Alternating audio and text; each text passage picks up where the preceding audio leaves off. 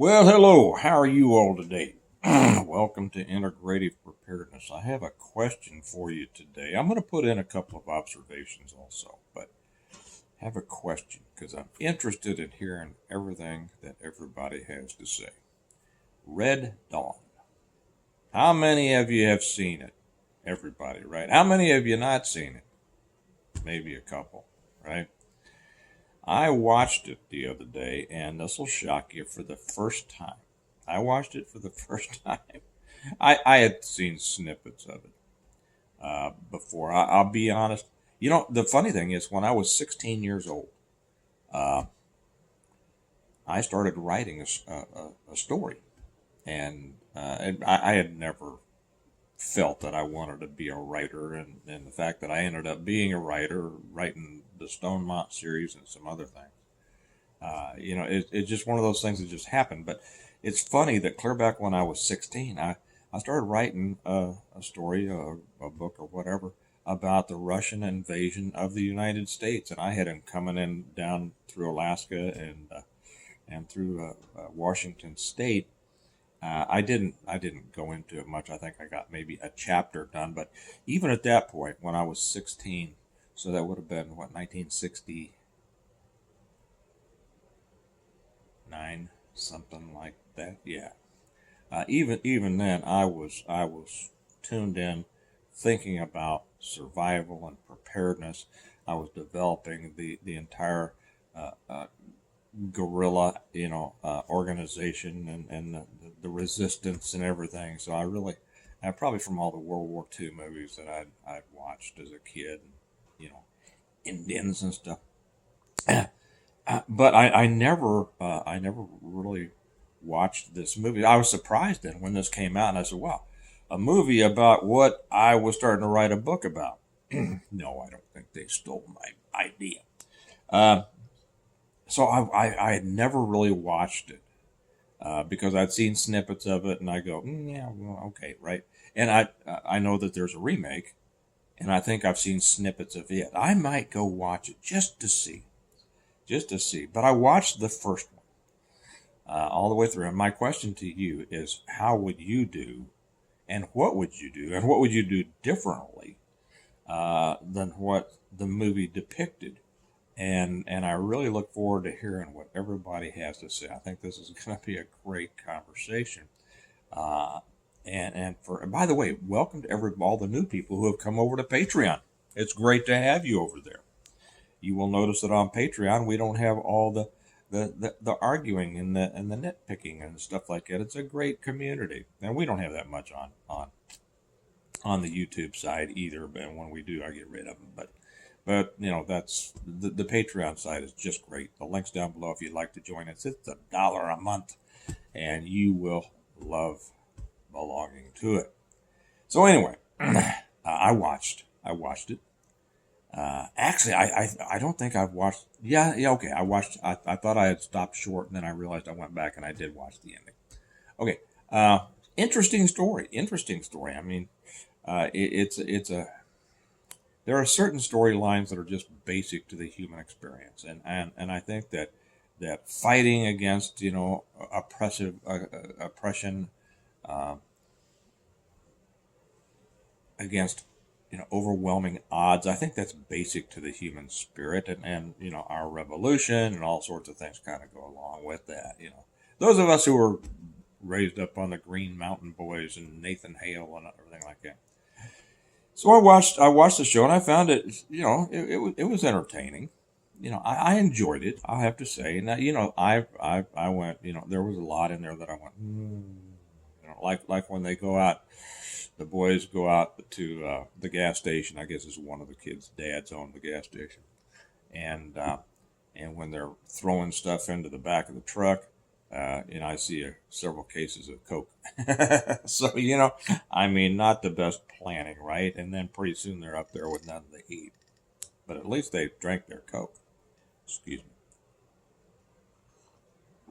There are a lot of lessons in the movie, and I'm sure there are a lot of lessons in the second one too. Not lessons like here's what you should do, but more like here's what you shouldn't do, and here's where the problem are. And from what I remember from the snippets of the second one, there is a common lesson between the two, and that has to do with group organization and and leadership. Okay, both, and like I say, I'm a little bit fuzzier on the second one, but I think I know enough to be able to address it. When something like that happens, you're going to have a wide variety of personalities involved in your group, in your quickly thrown together group. Now, you know that I'm not a proponent of pre-collapse survival groups or mags or anything like that, because I think that there's a tendency to bring people, some of the wrong people in. Most mags fail because they find out that even though they organize around this idea of everybody come together so we can prepare for, the collapse or whatever, to be prepared. When you bring people together for that one specific purpose, as things progress, you find out that different people have, much different ideas about other things, which are very important in life and in group dynamics, and then you have problems. So I'm not a proponent of mags. You've heard me say that I have a large, what I just call my circle of friends. They're very, these are people who I trust. I have watched. They are friends who have been my friends for a long time. I know what they're about. I know what they stand for. Our standards are the same, and our abilities and talents are, there's a broad range in there. So I think that that's good. Build your team just by building your friends, your friendship circle. But most cases, in something like this, you have a thrown together bunch of people, and they're not all going to be, solid. You're going to have people you're going to have leadership who doesn't know how to lead in many cases, and that was a lesson in this. You're going to have other people who won't follow, or who will argue, or who are, and for instance, in the case when they're up in the mountains, and some of the kids are wanting to go give up, and what's his name, Dirty Dancing, so we'll just get out of here, whatever. The problem that I see in both of these movies was that the leader, and in the second one, the guy, now in the first one, he was just, a high school graduate, right? Apparently a football star from the previous year or whatever. And the second one, the guy was a Marine who had turned back. Well, both of them had the same problem when it comes to leadership, and that is they just wanted to boss people around. They wanted to tell people what to do. They didn't explain their reasoning. They just issued orders. Okay, now that can go in a somewhat militarized organization where people don't have a choice, but to obey. It doesn't work in the world. And the person who is just going to give orders and essentially be a butt about it, they're going to find themselves alone, even if they are the ones with the best judgment. And very often they are. And I know that it can be frustrating if you're the one that knows about something, to be questioned by people who don't know, right? I get that. I mean, I've had much experience with it. But the thing is, it's important that the people understand. If you've read my books, and if you haven't, I highly suggest you do. The links are down below in the box. You can get them through Amazon or from me. It's called the Stonemont series. The Reversion, the Revival, the Renewal, an Appeal to Heaven, the Blessings of Freedom, Hostages to Fortune, and On Wings Like Eagles. Yes, I'm working on number 8. I spend a lot of time, even though there is a main leader in there. Jim Wyatt is the main leader. He pretty much sets down what's going to happen, but he spends a lot of time explaining the whys. And he listens. Now he has other competent people around him. He doesn't allow incompetent people around him. That's one of the things, because incompetent people who are, and I don't mean this in a mean way, people who are ignorant, simply meaning who don't understand the situation, who haven't been there, who don't have the experience. They're difficult to explain things to. You need a certain amount of experience in order to be able to explain. And somebody will say, well, that's why these guys just bossed them around and everything, because they blah blah blah. These other people didn't know and they needed a leader. That kind of so-called leadership is not going to get done what you want to get done.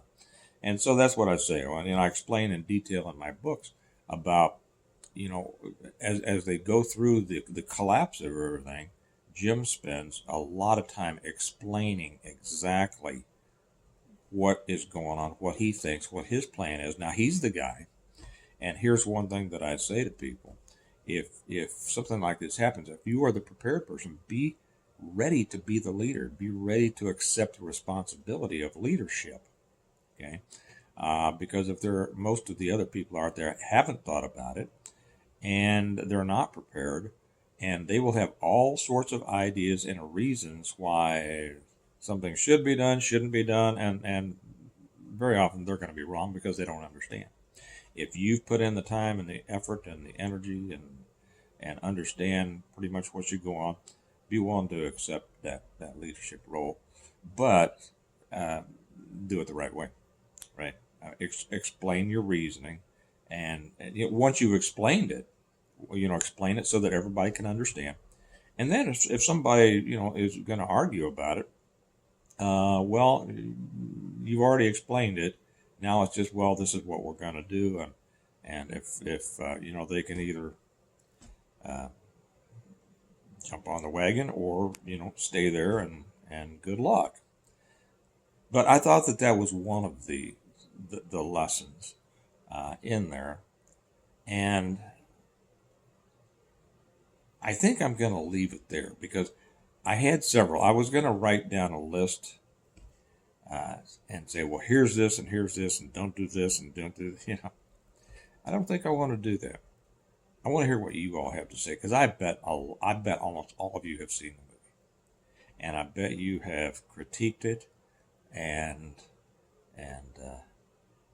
probably far greater than I have, right? And probably many of you have seen it multiple times. So that's I'm just going to throw it open to you all. Okay, so I'm going to look forward to hearing what you have to say. One of these days, I'm going to get back and watch the second one. Another thing that I will say also, because there was that scene of Avenge Me Boys, where the father, he's already been locked up in the theater, and they come to the chain link fence to talk to him. Well, first off, they never would have gotten there, right? I mean, the security would have kept him out. But they're talking, and he says, "Avenge me, boys." Well, the best time to resist is before they get you. And there was a lot in this that people, they didn't fight soon enough. Didn't fight soon enough. In the second one, I think there was a scene to where the guys are out in the woods, and I guess in this case it was the Koreans or the Chinese or something, I don't know. And they bring the father out, who I guess was a cop, and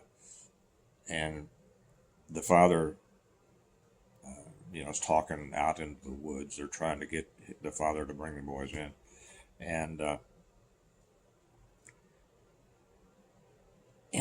boys just watch as we know what's going to happen. They just watch as the father, says, I love you, do what you know is right to do, and all that. And then the bad guy shoots him in the head. Well, and then they just watch it, and they don't just watch it. They it breaks them down. Your father's killed in front of your eyes. I get it.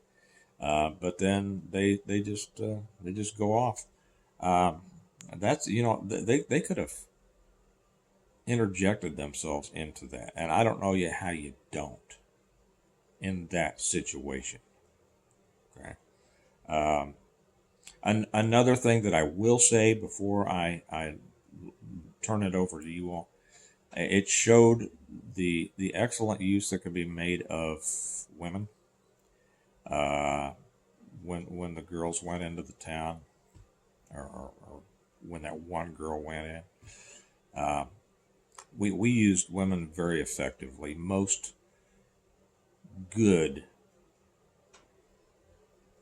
groups use women very effectively because men simply aren't as, they don't have their guard up as much. Most of them. Now the good people do. I mean, we were always suspicious of everybody, but most people aren't. They're not nearly as suspicious of a girl or a woman as they are of a man. Okay, and so that showed that you can use women, and I go through that a lot in my books. Many of you have fallen in love with a couple of the female characters.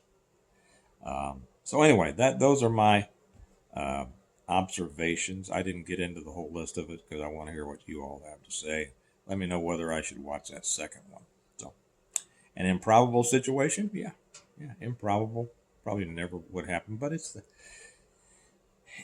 fantasy that titillates our imaginations, right? And there's nothing wrong with that as long as you don't take it too seriously. But um, thinking about the lessons in there is very good. So let me know what you think. I'll be interested in reading all of your comments. Remember that we prepare well today in order to live well tomorrow. So put down your comments and help each other prepare well, okay? And I'll talk to you later. Bye bye.